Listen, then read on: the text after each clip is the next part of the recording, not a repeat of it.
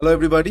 ये एसएमसी का चैप्टर यानी कि फर्स्ट चैप्टर का सेकंड वाला वीडियो है। सेकंड वीडियो या फिर सेकंड पार्ट का वीडियो आप बोल सकते हैं, जहां पे हम डिस्कस करेंगे। पहले पार्ट पे हमने डिस्कस किया था एसएमसी के बेसिक्स और थोड़ा बहुत एडवांस के बारे में, जहां पे हम ब्रेक ऑफ स्ट्रक्चर और वगैरह सब कुछ वहां पे हमने डिस्कस किया था। ये वाला चैप्टर में हम डिस्कस करेंगे एफ वी जी यानी कि फेयर वैल्यू गैप के ऊपर। ठीक है, तो इसको मैं एक बार मार्क कर देता हूँ। क्या है आज का टॉपिक? ये वाला चैप्टर का टॉपिक होगा F V G. F for fair, F A I fair, V for value, VALUE value, G for gap, fair value gap. ये टॉपिक के ऊपर आज ये वाला चैप्टर होने वाला है, तो ध्यान से देखिए, पेन और पेपर लेके बैठिए। जो भी क्वेश्चंस आएगा अलोंग द चैप्टर वो आप लिखते जाइए। At the end of the chapter अगर आपका, मैं ट्राई करता हूँ हर एक चीज का डाउट क्लियर कर देने का आपसे पूछे बिना ही, तो फिर भी अगर आपका डाउट क्लियर नहीं होता है तो एज ऑलवेज जस्ट मुझे एक बार बता दीजिए कि कौन सा, आप एक बार क्वेश्चन कर दीजिए आपका कौन सा डाउट है, मैं फटाफट से क्लियर कर दूंगा। ओके, तो एफबीजी क्या है ना है एक बार हम स्टार्ट करते हैं। ठीक है, ओके। तो फेयर वैल्यू गैप एफवीजी क्या होता है, फेयर वैल्यू गैप क्या होता है, पहले हम वो समझ लेते हैं। फेयर वैल्यू गैप सिंपल एक प्राइस का गैप होता है जहां पे इम्बैलेंस या इनएफिशिएंसी क्रिएट होता है। मतलब प्राइस क्या है, प्राइस इस तरह से ऊपर जाता है तो प्राइस उस तरह से ऊपर जाता है। अगर वहां पे पैनिकनेस आ जाता है, मान लीजिए नीचे पैनिकनेस या फिर मान लीजिए ऊपर पैनिकनेस आ जाता है, एक पैनिकनेस आ जाता है, तो वहां पे जो प्राइस का इम्बैलेंस क्रिएट होता है उसको फेयर वैल्यू गैप कहते हैं। प्राइस का इम्बैलेंस कैसे क्रिएट होता है? मान लीजिए बाई हो रहा है 100 में, फिर थोड़ा बहुत सेल आया, बाई हुआ, सेल आया, बाई हुआ, सेल आया, बाई हुआ, सेल आया। अब इतना ज्यादा बाई आया, यहाँ पे बाई ऑर्डर इतना पड़ता गया कि सेल ऑर्डर या फिर डिमांड का कोई वहां पे अस्तित्व ही नहीं बचा, कोई वहां पे डिमांड शो ही नहीं हुआ और प्राइस बहुत शार्पली अपमूव हो गया। तो यहाँ पे जो एक गैप रहेगा वहां का, उसका भी मैं थ्योरी आपको बताता हूँ कैसे हमको देखना है कहाँ का गैप वैलिड है कौन सा नहीं है। लेकिन यहाँ पे कहीं पे भी जो गैप क्रिएट होगा, जो वाला गैप क्रिएट होगा, उसे कहते हैं एफवीजी, यानी कि प्राइस का इंबैलेंस होता है, और उसे फेयर वैल्यू गैप कहता है, क्योंकि वहां पे प्राइस ठीक से मूवमेंट नहीं किया है। प्राइस अपने स्ट्रक्चर के हिसाब से मूवमेंट ना करता हुआ प्राइस पे एक इंबैलेंस आ गया, प्राइस पे बहुत ज्यादा पावर आ गया प्राइस पे, और प्राइस अप मूव हो गया या डाउन मूव हो गया। ठीक है, तो इसे फेयर वैल्यू गैप कहते हैं। मैं आपको एक बुकिश डेफिनेशन बताया। ओके, अब कैसे देखना है फेयर वैल्यू गैप को? आपको ऑब्वियसली प्राइस तो यहाँ पे तो मैं आपको लाइन से समझा रहा हूँ, लाइन से तो रहेगा नहीं, कैंडल पे रहेगा। तो कैंडल में फेयर वैल्यू गैप को कैसे निकालना है या देखना है वो हम देख लेते हैं। ओके, फर्स्ट चीज जो आपको देखना है कैंडल में, कलर तो बिल्कुल भी मैटर नहीं करता है। फर्स्ट चीज जो देखना है फेयर वैल्यू गैप देखने के लिए कि 3 कैंडल का स्ट्रक्चर होता है। फेयर वैल्यू गैप हमेशा 3 कैंडल्स का स्ट्रक्चर होता है। ठीक है, 3 कैंडल्स हमें लगता है फेयर वैल्यू गैप को डिटरमाइन करने में। ओके, वहां पे पहले मैं आप लोगों के लिए 3 कैंडल ड्रॉ कर लेता हूं। ठीक है, पहले मैं आप लोगों के लिए 3 कैंडल ड्रॉ कर लेता हूं। इस तरह से मैंने आप लोगों को 3 कैंडल ड्रॉ कर दिया। ठीक है, इस तरह से मैंने आप लोगों के लिए 3 कैंडल ड्रॉ कर दिया। ठीक है, मान लीजिए ये नॉर्मल सा प्राइस अप मूव कर रहा था, एक प्राइस में इस तरह का प्रेशर आया, एक पैनिकनेस पे 3 कैंडल हमें देखने को नीचे मिल गया। अब फेयर वैल्यू गैप कौन सा है? फेयर वैल्यू गैप जब भी आप देखेंगे तो 3 कैंडल का, जहां से आप पहला वाला कैंडल लेंगे और लास्ट वाला कैंडल लेंगे, वो तो आपके ऊपर होगा कि आप कौन सा 3 कैंडल को देख रहे हैं। तो जो 3 कैंडल आप देखेंगे वो 3 कैंडल में आपको देखना है कि फर्स्ट कैंडल और थर्ड कैंडल में कोई भी इंटरकनेक्शन हो रहा है कि नहीं हो रहा है। कोई भी इंटरसेक्शन अगर हो रहा है तो वो फेयर वैल्यू गैप नहीं है, अगर नहीं हो रहा है तो वो फेयर वैल्यू गैप है। मतलब क्या हुआ, यहाँ पे देखिए ये हमारे लिए फर्स्ट कैंडल है। ठीक है, ये हमारे लिए फर्स्ट कैंडल है, तो ये कैंडल का पूरा रेंज हम पकड़ लेते हैं यहां से लेके यहां तक। ओके, और ये हमारे लिए थर्ड कैंडल है, तो इसका हम रेंज पकड़ लेते हैं यहां से लेके यहां तक।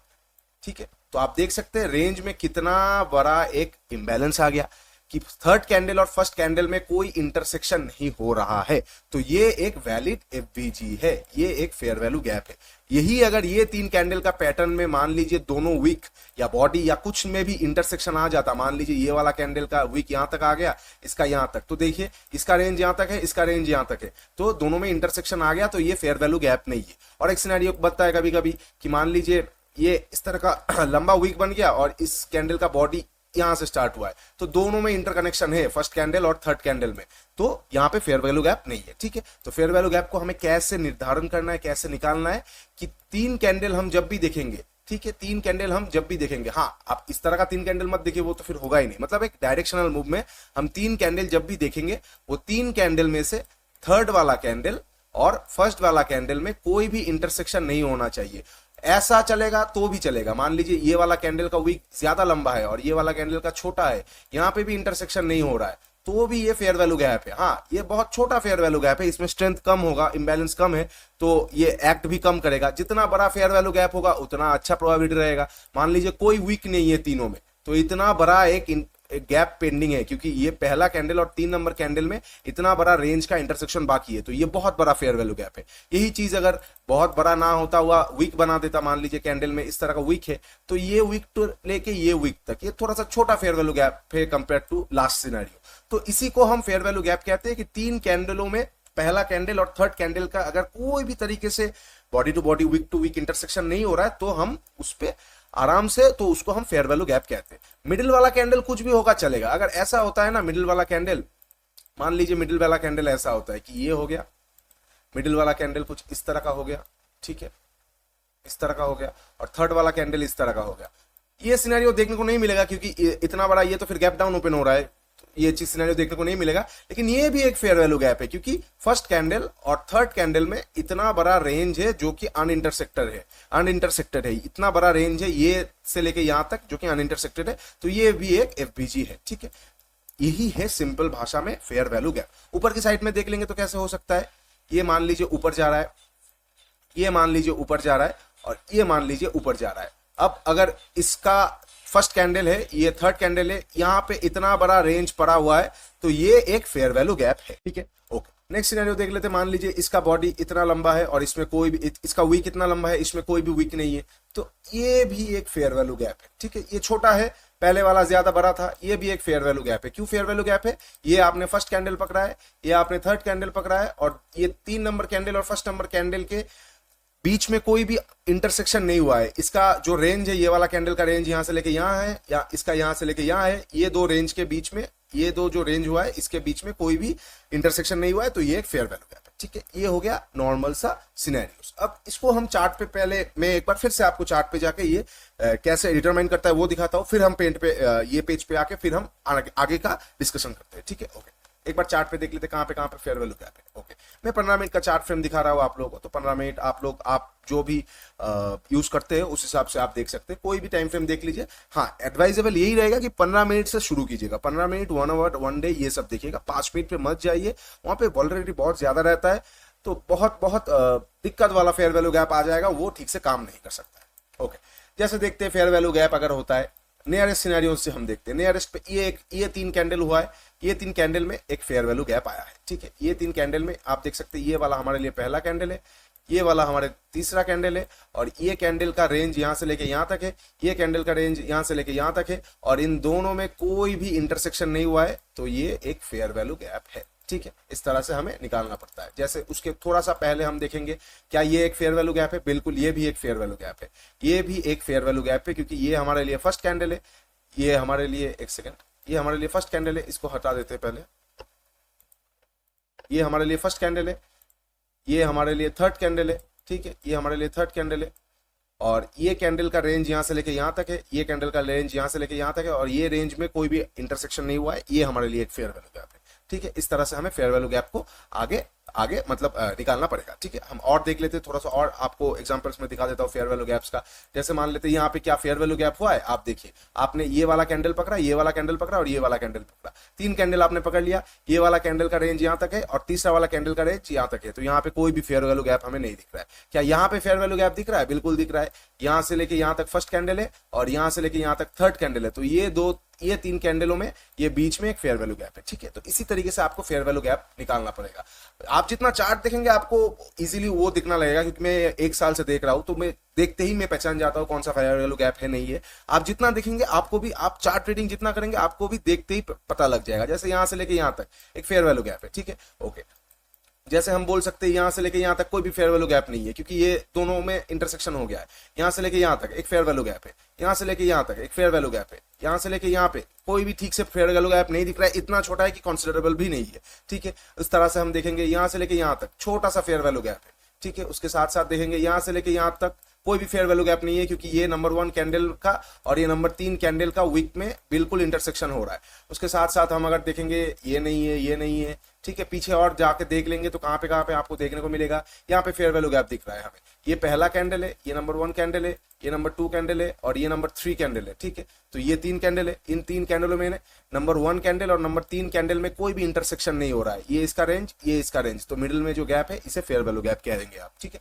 तो इस तरह से आप फेयर वैल्यू गैप को फेयर वैल्यू गैप को चार्ट पे आप ड्रॉ करके देख सकते हैं। आप 1 आवर में जाएंगे, 1 आवर में भी आपको दिख जाएगा फेयर वैल्यू गैप। 1 आवर में आप देखना चाहेंगे तो आप देख सकते हैं यहाँ से लेके यहाँ तक ये पहला कैंडल का रेंज है और ये तीसरा कैंडल का रेंज है, तो ये दोनों के बीच में एक फेयर वैल्यू गैप है। तो ये हमारे लिए एक फेयर वैल्यू गैप है क्योंकि ये दो कैंडल के रेंज के अंदर कोई भी इंटरसेक्शन नहीं हुआ है, तो ये एक वैलिड फेयर वैल्यू गैप है। इस तरह से आप आराम से फेयर वैल्यू गैप्स को निकाल सकते हैं चार्ट पे, ठीक है। ओके, ये निकालना कैसे दिखा दिया। अब जाके इसका कंडीशंस वगैरह हम एक बार समझ लेते हैं, कहाँ पे ट्रेड करना है नहीं करना है, क्या हम इसको देख के ट्रेड कर पाएंगे क्या नहीं कर पाएंगे, ये सब कुछ हम अभी समझ लेंगे। ये एकदम बेसिक था, अब हम देखेंगे कि कैसे कैसे इसको आगे हम और एडवांस लेवल पे सीखेंगे। ओके, कौन सा टाइम फ्रेम में देखना पड़ेगा, ये एक सवाल आ सकता है आपका, कौन सा टाइम फ्रेम में हमें fair value gap best result generate करते हैं, ठीक है। कौन सा टाइम फ्रेम में मैं आपको सजेस्ट करूंगा, अगर आप जो भी टाइम फ्रेम पे ट्रेड करते हैं उसी टाइम फ्रेम में आपको फेयर वैल्यू गैप देखेंगे तो आपका रिजल्ट बहुत अच्छा निकल के आने वाला है। ऐसा क्यों, ऐसा क्यों, ऐसा इसलिए कि अगर आप 15 मिनट के टाइम फ्रेम में ट्रेड करते और आप 15 मिनट का फेयर वैल्यू गैप एफवीजी निकाल रहे तो आप उस हिसाब से बहुत अच्छी तरीके से प्लान कर पाएंगे क्योंकि आप वो चार्ट से वाकिफ है।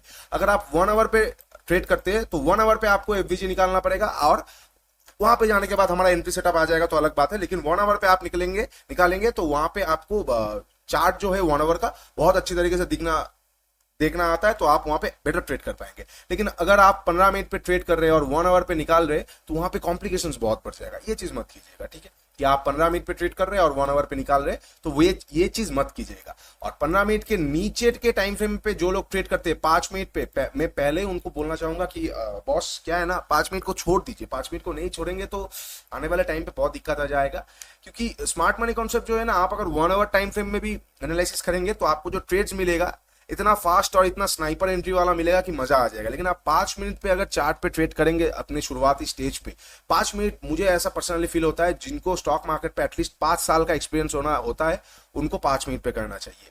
जिनको लगभग 1 साल जो लोग टिक गए हैं वो लोग 15 मिनट से ही अपना जर्नी को स्टार्ट कर सकते हैं, क्योंकि 15 मिनट ना बहुत एफिशिएंट एक टाइम फ्रेम होता है। 5 मिनट बहुत वॉलेटाइल होता है, हैंडल नहीं कर पाएंगे तो आपका हाथ जल जाएगा। तो इसलिए मैं कभी भी 5 मिनट को उस तरह से प्रेफरेबल नहीं देता हूं, क्योंकि 5 मिनट पे सबसे ज्यादा ट्रैप्स क्रिएट होता है, 15 मिनट पे आपको कम ट्रैप्स देखने को मिलेगा। सेम चीज तो 5 मिनट पे आप इग्नोर कर सकते हैं, लेकिन अगर आप 5 मिनट पे करना चाहते हैं तो आप 5 मिनट पे भी एक बार निकाल के दे सकते हैं। 1 मिनट तो देखिए ही मत, आपका दिमाग घूम जाएगा, ठीक है। ओके, आप अगर 1 डे में करते हैं तो 1 डे में देख सकते हैं, अगर आप 4 आवर में करते हैं तो 4 आवर में देख सकते हैं, 30 मिनट पे करते हैं तो 30 मिनट पे कर सकते हैं, अगर आप 10 मिनट पे ट्रेड करते हैं तो 10 मिनट पे भी देख सकते हैं, अगर आप 45 मिनट पे ट्रेड करते हैं तो 45 मिनट पे ही देखिए। लेकिन जो भी टाइम फ्रेम पे आप ट्रेड कर रहे हैं उसी टाइम फ्रेम में आप आपके एफवीजी को देखना स्टार्ट कीजिए। ओके, अभी हम डिस्कस करते हैं कि तीसरा वाला चीज, यानी कि कहां पे हमें इसको देखना है। मतलब 15 मिनट तो हो गया, अब मैंने जैसे आपको चार्ट पे जाके दिखाया कि एक चार्ट पे हो सकता है एक दिन में 2-3 फेयर वैल्यू गैप मिल गया, तो कौन सा वाला हमको देखना है, कौन सा वाला हमको कंसीडर करना है, कौन सा वाला पे हम देखें। क्योंकि अगर एक चार्ट पे मान लीजिए एक चार्ट बनाया, एक दिन का चार्ट बनाया लास्ट, और हमें 3 फेयर वैल्यू गैप दिख रहा है, तो कौन सा कंसीडरेबल है कौन सा नहीं है, क्योंकि तीनों ही फेयर वैल्यू गैप है as according to the definition of fair value gap, तीनों ही वैलिड फेयर वैल्यू गैप है। तो which one should we consider, तो ये सारे चीज अभी हम डिस्कस करते हैं, कौन सा वाला हमें देखना है, ठीक है। हमें कौन सा वाला देखना है, क्योंकि एक सेकंड, इसको ये 3 नंबर था, ठीक है। हमें कौन सा वाला देखना है, विच वन टू वॉच, क्योंकि हमारा जो मेजर टॉपिक हो किसके ऊपर बेस करता हुआ है, एसएमसी के ऊपर, smart money concept, smart money trading, बड़े प्लेयर्स के साथ ट्रेडिंग करने में। तो हम हमेशा फेयर वैल्यू गैप जो कि हो जाएगा, एक सेकेंड, एफवीजी, इसको हम फाइंड आउट करने की कोशिश करेंगे ओबी, यानी कि ऑर्डर ब्लॉक के सामने, ठीक है। लास्ट चैप्टर में हमने डिस्कस किया था, लास्ट वीडियो में, कि ऑर्डर ब्लॉक क्या है। तो हमेशा हम ऑर्डर ब्लॉक के आसपास फेयर वैल्यू गैप को निकालने की कोशिश करेंगे, ठीक है। ओके, ये हमारे लिए फर्स्ट प्रायोरिटी होगा कि बिल्कुल ऑर्डर ब्लॉक के आसपास हम फेयर वैल्यू गैप को निकालने की कोशिश करेंगे। ओके, नेक्स्ट हमारे लिए प्रायोरिटी क्या होगा, ये सिर्फ और सिर्फ इंडियन मार्केट पे देखने को मिलता है, फॉरेक्स पे नहीं मिलता है। मैंने पहले ही बताया कि हम देसी तरह का स्टाइल पे ट्रेड करेंगे, क्योंकि इंडियन मार्केट पे जो चीज काम करता है हम वही पे काम करेंगे। सेकंड चीज क्या होगा, हम कोई सपोर्ट रेजिस्टेंस के सामने फेयर वैल्यू गैप को देखने की कोशिश करेंगे, ठीक है। पहला प्रायोरिटी हमारे लिए ऑर्डर ब्लॉक होगा, सेकंड प्रायोरिटी हमारे लिए कोई सपोर्ट रेजिस्टेंस होगा, सपोर्ट रेजिस्टेंस जोन के सामने हम फेयर वैल्यू गैप को ढूंढने की कोशिश करेंगे। ये बात याद रखिए, पहले बार हम ऑर्डर ब्लॉक के सामने ढूंढने की कोशिश करेंगे, फर्स्ट प्रायोरिटी, और सेकंड प्रायोरिटी हम सपोर्ट और रेजिस्टेंस के सामने ढूंढने की कोशिश करेंगे। मान लीजिए इसका एग्जांपल ऐसा हो गया कि मार्केट यहाँ पे ब्रेकआउट स्ट्रक्चर हुआ, ठीक है, यहाँ पे ब्रेकआउट स्ट्रक्चर हुआ, ठीक है, यहाँ पे ब्रेकआउट स्ट्रक्चर हुआ, होने के बाद यहाँ पे आने के बाद मार्केट पे एक चेंज ऑफ कैरेक्टर हुआ, ठीक है, और मार्केट यहाँ से बहुत शार्पली नीचे आया, मेजर स्विंग। तो ये हमारे लिए एक ऑर्डर ब्लॉक है।